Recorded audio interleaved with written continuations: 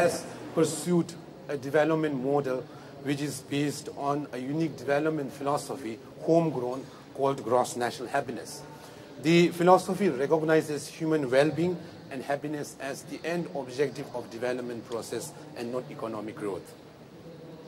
The philosophy is supported by 4 pillars, and environmental conservation is one of the pillars.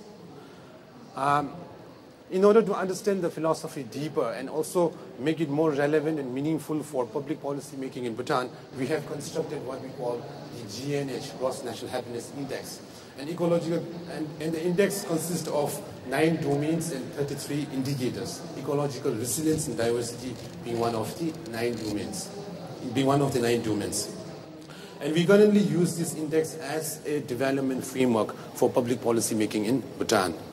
So therefore, the GNH-based development model places environmental conservation at the core of development. And it's because of this framework that Bhutan has been able to enter the 21st century with its natural environment largely intact. We have about 70% of the total land area of Bhutan under forest cover.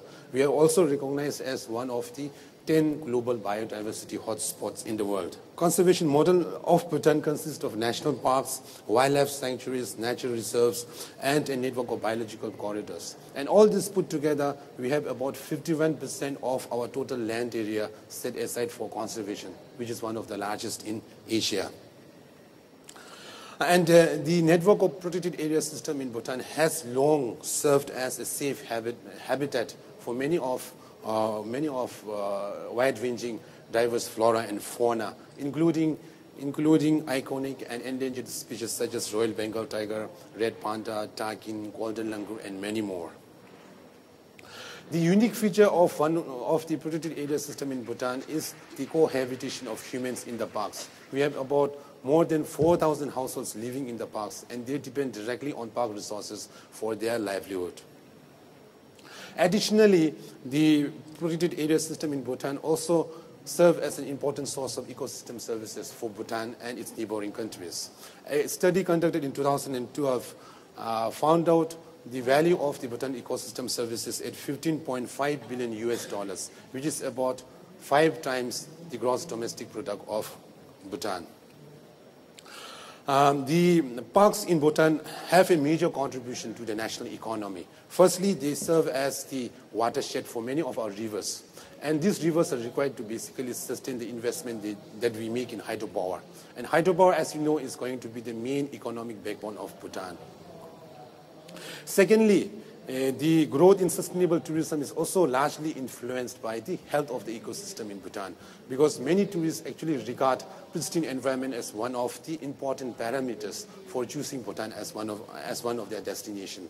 And tourism sector in Bhutan is not only going to be the major source of foreign currency, but also a source of employment as well as income generation for many of the Bhutanese people. And lastly, if I could sum up my presentation, I would like to highlight that environmental conservation has been part and parcel of the Bhutan's development, growth model, and planning processes. And going forward, we would like to sustainably utilize and manage our biodiversity resources.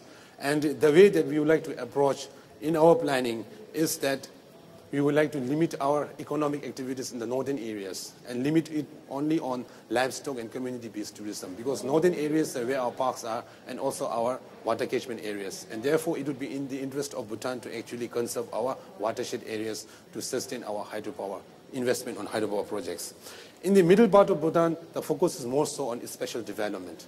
And the areas of focus will be on tourism, service sector, and organic agriculture. Because of its proximity to Indian market, the southern belt is where we would like to promote as economic hubs. And these are areas where we would like to locate our manufacturing and trading industries, because it is in the interest of Bhutan to actually promote the southern belt as trading hub, purely because India is a larger market for Bhutan. And thank you so much for your kind attention.